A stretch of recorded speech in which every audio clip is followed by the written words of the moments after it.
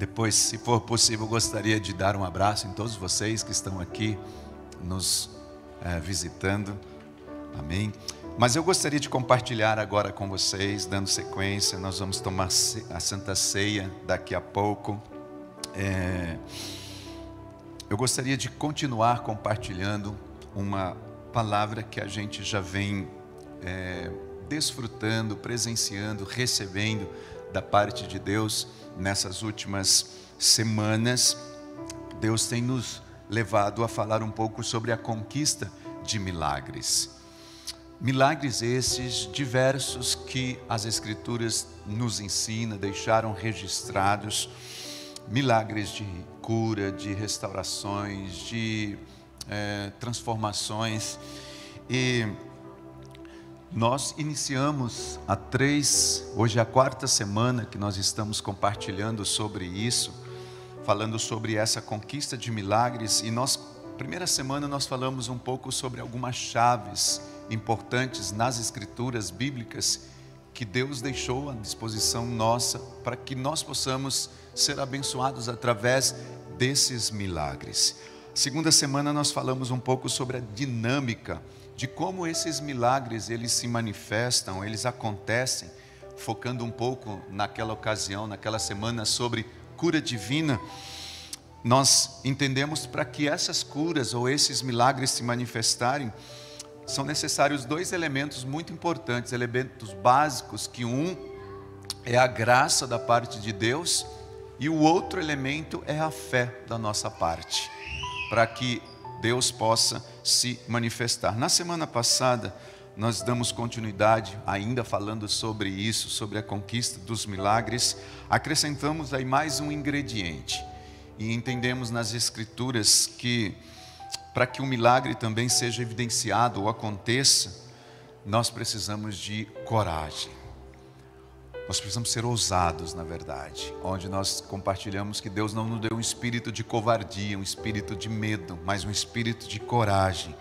Aliás, se alguém tiver interesse de acompanhar, de ver, ouvir essas ministrações, elas estão na descrição desse culto que está acontecendo, todas elas estão descritas anteriores, é só você entrar lá que você as encontrarão. Hoje, eu gostaria, como eu disse ainda há pouco, continuar compartilhando um pouquinho e trazer um aspecto do propósito e do significado. Quero ser bem breve nesta manhã, nesse contexto, do propósito e do significado dos milagres que foram realizados por Jesus, ou seja, qual foi o propósito e o significado do porquê esses milagres foram deixados escritos para nós. Existe propósito, existem significados. Por exemplo, quando nós olhamos para Jesus, no primeiro milagre que ele realiza num casamento, em bodas, na Caná da Galileia, a Bíblia diz que ele transformou a água em vinho. Tem um propósito e um significado nisso, ele não foi feito por acaso. A gente vê Jesus curando uma mulher de hemorragia, de um fluxo de sangue que estava sofrendo há 12 anos. Nós vemos Jesus multiplicando pães, peixes, alimentando multidões de pessoas. Nós vemos Jesus curando cegos, nós vemos Jesus curando aleijados, paralíticos, leprosos. Nós vemos Jesus acalmando, toda a natureza, se submetendo ao senhorio, ao poder de Jesus, acalmando tempestades. Nós vemos Jesus andando sobre as águas, mais uma vez se movendo no contexto da natureza. Nós vemos Jesus ressuscitando mortos e tantos outros milagres que a Bíblia deixou registrado. Além desses que eu mencionei, existem outros mencionados nas Escrituras, mas a Bíblia diz também que existem muitos outros sinais, muitos outros milagres, coisas que não foram registrados nas Escrituras. E João, na verdade, ele deixa isso relatado no Evangelho, no Evangelho que ele escreveu. Inclusive eu gostaria de começar com esse texto que está em João capítulo 21, versículo 24, na nova versão transformadora, na NVT. Ele diz assim, vocês vão acompanhar aí, vai sair para vocês também no telão. Este é o discípulo que dá testemunho destes acontecimentos. e que os registrou aqui, e sabendo que o seu relato é fiel. Ele está falando aqui de João, que estava escrevendo. Jesus também fez muitas outras coisas, que se todas fossem registradas, suponho que nem o mundo inteiro poderia conter todos os livros que seriam escritos. Eu creio nesse versículo, queridos. Eu creio de uma forma praticamente que literal nesse contexto, de que se fosse registrar, João está dizendo, eles viram muitos milagres, os discípulos de Jesus viram muitos milagres. Não foram essas dezenas que estão registradas nas Escrituras. A Bíblia diz que foram milagres que ele supõe que nem o mundo inteiro poderia conter todos os livros que seriam escritos. Agora, Jesus ele não curava sem propósito. Jesus, em todos os seus milagres, havia propósitos. Existia um significado, e lendo as Escrituras você vai percebendo que o propósito dos milagres de Jesus tinha alguns aspectos. Por exemplo, ele curava primeiramente para cumprir e provar as Escrituras, a sua própria palavra, que Jesus viria com poder, com autoridade, e através da vida dele milagres e sinais aconteceriam. Esse era um dos propósitos. Você vai ver um outro propósito dos milagres, era para apontar a existência de Deus. Deus existe, por isso esses milagres aconteciam.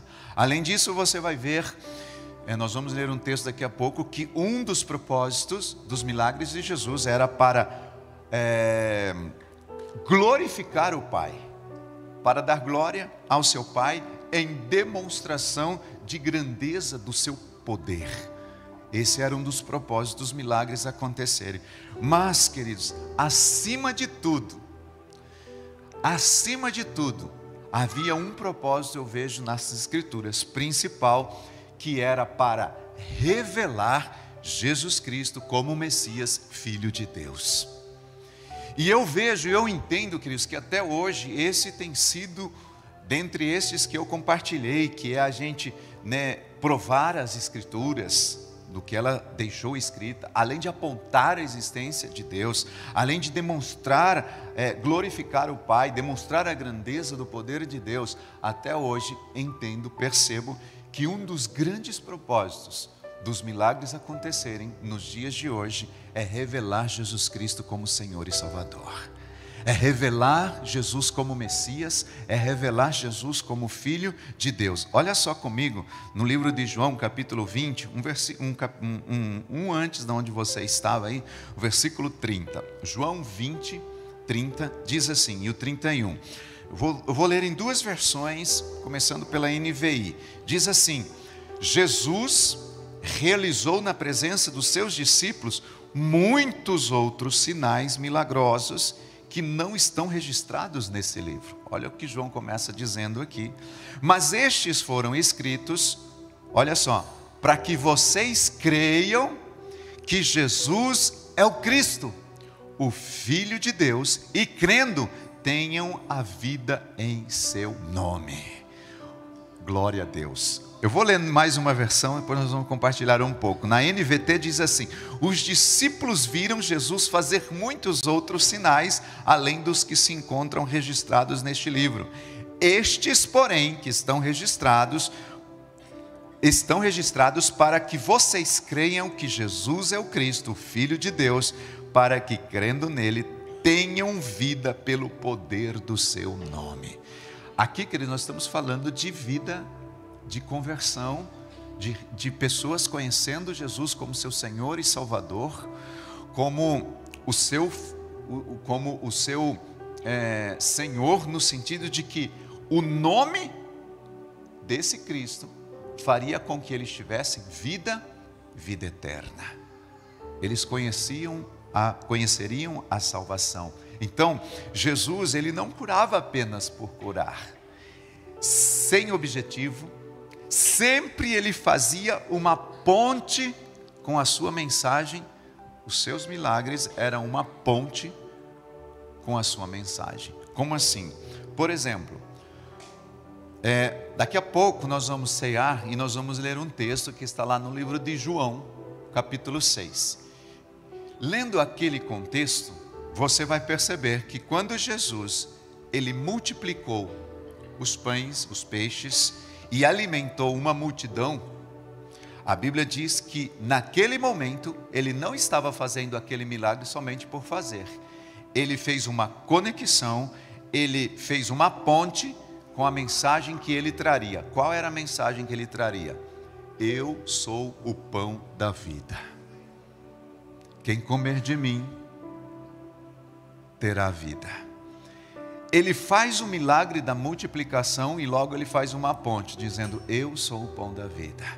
E você vai perceber que em todos os milagres que Jesus realizou, sempre havia uma ponte para ele trazer a mensagem. Por exemplo, quando ele abriu os olhos do cego de nascença, que está lá no livro de João, capítulo 9, do versículo 1 até o 10, naquele contexto, ele se revelou dizendo, eu sou a luz do mundo. Ele traz visão a um cego de nascença, usa a cura, o momento que aquele homem foi curado, e traz uma ponte dizendo, eu sou a luz do mundo, eu que trago a visão às pessoas que estão cegas espiritualmente. Todos os milagres existem um propósito e existem um significado. Se você olhar, por exemplo, um outro exemplo, na ressurreição de um homem chamado Lázaro, que está lá no livro de João, capítulo 11. Se você vai ler aquele contexto, você chega lá no final, Jesus, depois de ter ressuscitado Lázaro, ele diz assim, eu sou a ressurreição e a vida. Nenhum milagre era realizado ou acontecia por acaso. Todos eles tinham uma conexão daquilo que Jesus queria deixar registrado para aquela geração e as próximas gerações. Queridos, todos os milagres que Deus realiza ainda nos dias de hoje, existe sempre por trás disso uma ponte, uma conexão de uma mensagem que Deus vai deixar registrada sempre no nosso coração. Nós estamos aqui vivendo dias, um mês já, declarando cura, declarando sinais, tomando posses de milagres. E de fato, queridos, nós temos recebido testemunhos, visto Deus realizando esses milagres.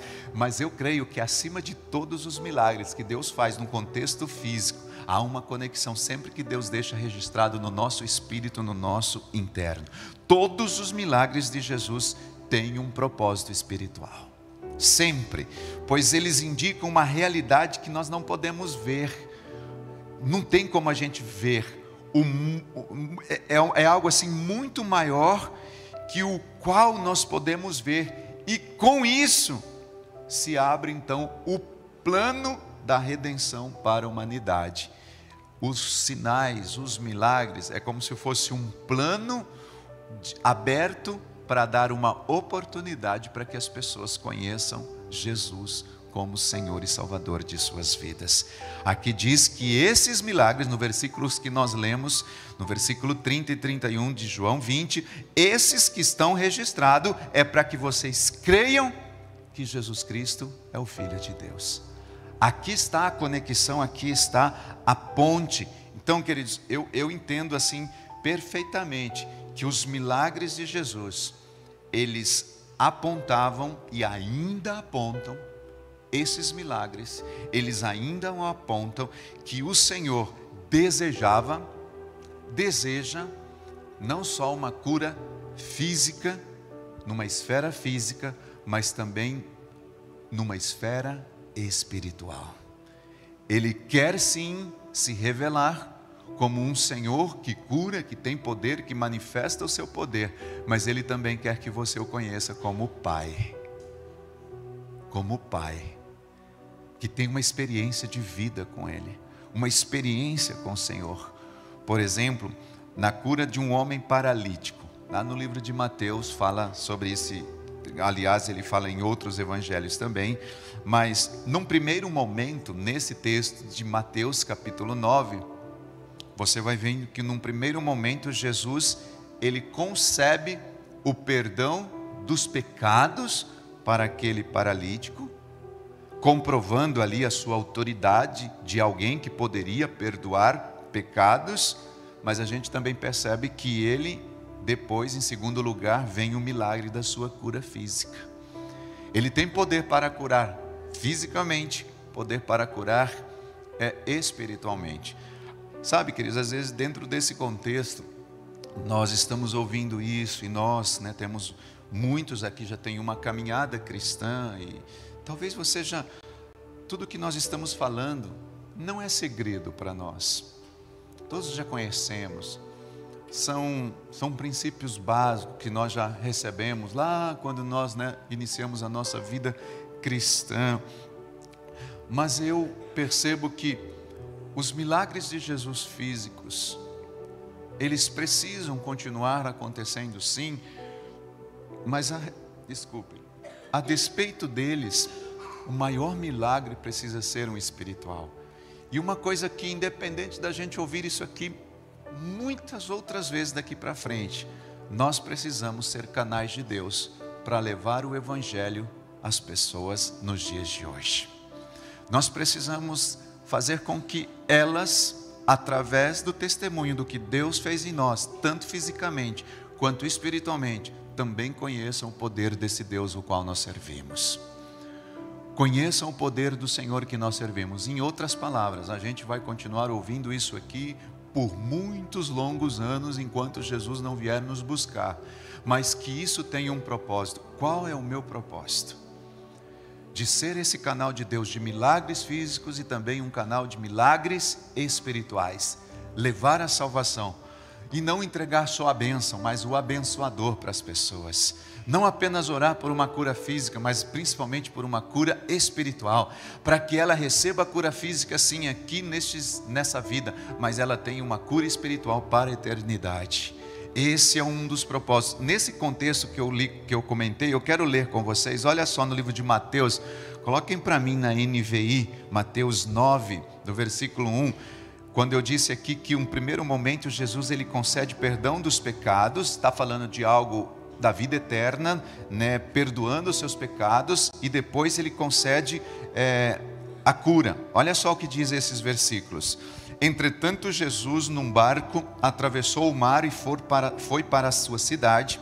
Havendo alguns homens, trouxeram-lhe um paralítico deitado em sua maca. Vendo a fé que eles tinham, Jesus disse ao paralítico: tenha bom ânimo, filho, os seus pecados estão perdoados. Neste momento Jesus estava concedendo vida eterna para esse homem. Seus pecados estão sendo perdoados. Ele tinha autoridade, queridos, para fazer isso, para perdoar pecados. Só que olha, continua o texto. Diante disso, alguns mestres da lei disseram a si mesmos: este homem está blasfemando. Conhecendo Jesus os seus pensamentos, disse: por que vocês pensam maldosamente em seu coração? Qual é mais fácil dizer: seus pecados estão perdoados, ou levante-se e ande? Mas para que vocês saibam que o Filho do Homem tem na terra autoridade para perdoar pecado, ele disse ao paralítico: levante-se, pegue a sua maca e vá para casa. E ele levantou e foi. E vendo isso, a multidão ficou cheia de temor e fazia o quê? Glorificou a Deus. Nós vemos aqui praticamente tudo aquilo que eu disse no início. Jesus ele se revela como cura física, ele se revela como cura da alma, perdoando os seus pecados, e o outro propósito era para que o nome de Deus fosse glorificado. Aqui dizia o temor, a multidão ficou cheia de temor, glorificou a Deus que dera tal autoridade aos homens. Amém, queridos? Como é importante nós usarmos as Escrituras nos dias de hoje. Somente as Escrituras têm poder para tudo isso. A gente vai perceber ao observar aqui os milagres que Jesus realizou, nós podemos constatar que a maioria dos seus milagres foram milagres de cura. A maioria foram milagres que ele curava as pessoas. Jesus nunca ele fez isso para se tornar popular. Ele não fazia isso para satisfazer as pessoas que estavam assistindo aquilo que ele estava fazendo. Não era esse o propósito. O milagre da cura, queridos, além da física aqui, além de aliviar o sofrimento daquelas pessoas, tinha ainda um significado, e eu diria que ainda tem um significado muito maior, que era para apontar para Jesus Cristo como Senhor e Salvador de suas vidas. Este era um dos principais propósitos de Jesus. Muito maior, queridos, era para apontar o Messias que tinha toda a autoridade nos céus e na terra. Que esse seja o nosso propósito, que ao orar por pessoas, a gente ver agindo, Deus agindo, nós, queridos, sendo curados, nós sendo o alvo da cura, nós sendo canal de cura, que nós possamos entender que por trás de tudo isso, a honra, a glória, o louvor pertence ao Senhor. A popularidade não é de ninguém, é do Senhor. A honra é dele. Então a gente percebe aqui que o significado de todos os milagres eram essencialmente que o reino de Deus estava se manifestando. Este era um dos propósitos, ou melhor, o significado era esse. O reino de Deus estava se manifestando. Quando a cura acontece física, quando a cura acontece espiritual, o reino de Deus está se manifestando. O reino de Deus está se manifestando. É o reino de Deus que está sendo evidenciado. É o reino de Deus que está sendo apresentado. Os milagres, eles apontam para esse domínio total de Jesus sobre tudo e todos. Ele tem o governo de tudo. Ele tem a autoridade, seja das coisas visíveis, sejam das invisíveis, seja do espiritual, seja no físico. A Bíblia diz que tudo se curva a Jesus. Sejam as enfermidades, sejam os demônios, seja a natureza, a própria morte, tudo se dobra aos pés de Jesus Cristo diante daquilo que nós conhecemos, vemos e está registrado nas Escrituras. Portanto, queridos, os milagres de Jesus, eles não são para uma glória própria, de forma alguma, para ser popular, para satisfazer vontades e desejos humanos. Não é este o propósito, mas para chamar o homem ao arrependimento, para sair de uma vida de pecado e conhecer uma nova vida em Jesus Cristo, como Senhor e Salvador. Amém? Eu não sei se nós temos aqui presentes, ou até mesmo nos acompanhando pelas redes sociais, alguém que ainda não teve essa oportunidade. Que oportunidade de ver um milagre da vida eterna se manifestar na sua vida.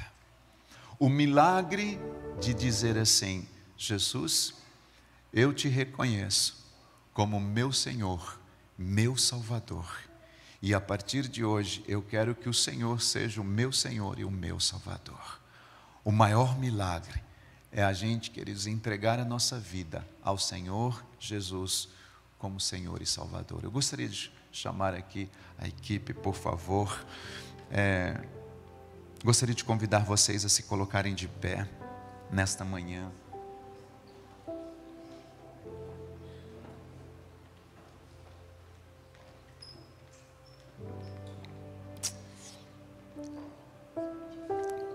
Feche os seus olhos, por favor. Como eu disse, uma ministração muito rápida, uma reflexão muito rápida, mas o suficiente para que eu e você, eu sei que todos nós aqui já presenciamos milagres de Deus nas nossas vidas, milagres em várias áreas, cura, milagres na nossa casa, na nossa família, no nosso trabalho, nas nossas finanças. E eu creio que praticamente a maioria que está aqui também já pôde receber da parte de Deus o maior milagre, que foi a vida eterna. Mas esta manhã eu gostaria de fazer uma oração, uma primeira oração com todos, e principalmente aqueles que talvez ainda não fizeram esta oração, ou tiveram essa oportunidade de dizer: Senhor, eu quero te conhecer como meu Senhor e meu Salvador.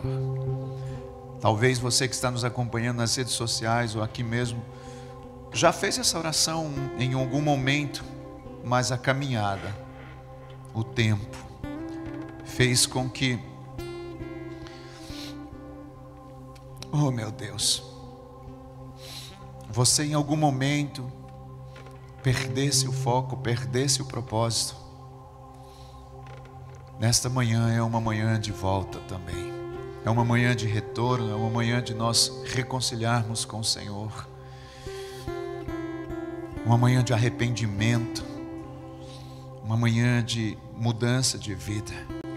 Se você deseja Jesus como seu Senhor e seu Salvador, se você precisa se reconciliar com o Senhor e dizer: Senhor, eu quero novamente fazer um acerto, Pai, renovar a minha aliança contigo. Repita comigo esta oração e diga: Pai, em nome do Senhor Jesus. Podem orar comigo todos vocês. Diga: eu declaro e creio no sacrifício de Jesus na cruz do Calvário para me salvar. Creio na ressurreição. Por isso eu te peço perdão pelos meus pecados, e que o mesmo sangue que foi derramado naquela cruz venha cobrir toda a minha vida e me purificar de todos os pecados e injustiça. Eu confesso Jesus Cristo como meu Senhor, único Salvador, e recebo teu Espírito Santo para que a partir de hoje eu seja transformado na pessoa que tu desejas que eu seja. Eu me arrependo dos meus pecados, endireita os meus caminhos, escreve o meu nome no livro da vida com teu sangue e me faz um participante da tua herança eterna. Em nome de Jesus, eu quebro todo o vínculo que eu tinha com o passado. Em nome de Jesus, amém. Pai, nesta manhã nós declaramos sobre todos aqueles que tiveram a oportunidade de fazer esta oração pela primeira vez, aqui ou pelas redes sociais, que a vida eterna, Senhor, possa se tornar, a partir de hoje, uma experiência, não somente de eternidade, mas a partir de agora, aqui nessa terra, de receber da parte do Senhor, meu Deus, todo cuidado para a glória do teu nome. Declaramos que a pessoa bendita do Senhor Jesus em seus corações sejam revelados de uma forma crescente, e que eles possam crescer na graça, na sabedoria, no entendimento, no discernimento do Senhor, em nome do Senhor Jesus Cristo. Pai, nesta hora nós também aproveitamos este momento para declarar sobre a vida de todos os que estão aqui, Senhor, que essa cura revelada a nós, física, Senhor, nesta manhã nós nos apropriamos de todos esses benefícios conquistados na cruz do Calvário. Nós vamos ter a oportunidade neste momento, Pai, de participar da mesa, de nos assentarmos à mesa do Senhor, de tomar o pão, de tomar o cálice, e no pão e no cálice que representa o corpo, o sangue de Jesus Cristo, nós recebemos do Senhor, Pai, o poder da cura física, o poder da cura espiritual. E nesta manhã, Senhor, neste contexto de cura física, nós declaramos que esta seja uma ceia que possa trazer sobre os nossos corpos, meu Deus, a redenção física em nome de Jesus Cristo. Declaramos, Senhor, a provisão de cura de enfermidades a partir desta mesa, deste sacrifício, dos derramamentos do sangue de Jesus lá na cruz do Calvário. Nós nos apropriamos, Senhor, de toda conquista. Jesus, ele se fez enfermo para que nós fôssemos curados. Jesus, ele se fez doente para que nós fôssemos sãos. Jesus, ele se fez pobre para que nós fôssemos prósperos. Jesus, ele se fez, Senhor, ele levou sobre si todas as nossas enfermidades físicas e emocionais, para que nós pudéssemos viver a sua própria vida aqui nesta terra. Pai, todos os benefícios, desde o primeiro derramamento do sangue de Jesus lá no Getsemane, venha sobre as nossas vidas. O sangue que brotou das chagas de Cristo Jesus, que trouxe cura sobre o nosso físico. O sangue que brotou da cabeça de Jesus por causa da coroa de espinho. O sangue de Jesus que brotou do seu rosto, quando lhe arrancaram a barba, quando foi esbofeteado, quando ele perdeu a sua imagem, Senhor. A Bíblia diz que ele ficou tão feio, não tinha, Senhor, formosura no seu rosto, e aquele sangue veio para resgatar a nossa imagem, a nossa identidade em Jesus Cristo. O sangue que brotou das suas mãos, meu Deus, mãos que realizavam milagres. O inferno, Senhor, através de pessoas ali, crucificaram a Jesus Cristo, achando que a partir daquele momento não haveriam mais milagres, mas aquele sangue, a partir dele, nós hoje somos os descendentes, nós podemos orar pelos enfermos e eles serem curados. Espírito de Deus, vem esse poder de cura nesta manhã, Pai. O sangue que brotou dos pés de Jesus, os pés fala de um propósito, de um caminhar, que este sangue, Senhor, os benefícios dele, faça com que todos os que estão aqui, ou estão nos ouvindo pelas redes sociais, voltem a viver uma vida, Senhor, ou entrem no propósito que Deus tem para as suas vidas. O sangue que brotou, Pai, do seu lado direito, quando lhe perfuraram com a lança e saiu sangue e a água, todo o seu sangue, toda a sua vida foi derramada por nossas vidas, oh Pai, e hoje nós podemos desfrutar do poder da vida de Jesus Cristo nos dias que nós vivemos. Que todos esses benefícios nesta manhã, Senhor, venha sobre nós, em nome de Jesus, amém e amém. Eu gostaria que você abrisse a sua Bíblia no livro de João. Vamos ler um texto e daqui a pouco nós vamos cantar uma canção e nós vamos cear, que está no livro de João, capítulo 6. Por favor, tome a sua Bíblia aí, em João, capítulo 6. Vamos ler juntos. Glória a Deus.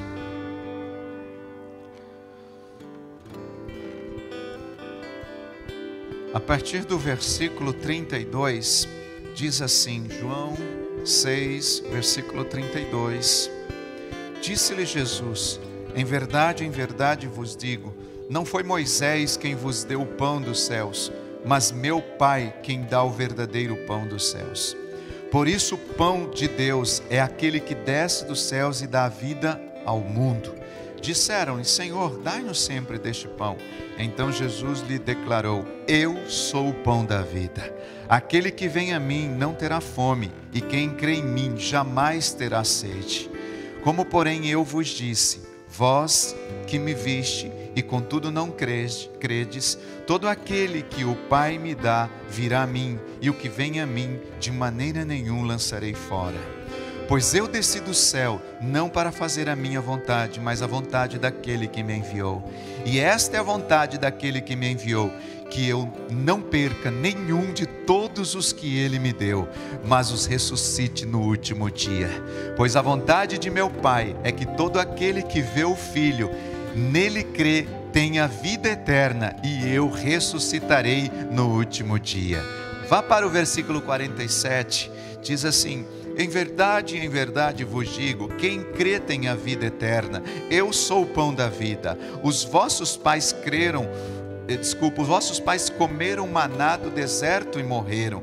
Aqui, porém, está o pão que desce do céu, do qual se o homem comer não morre.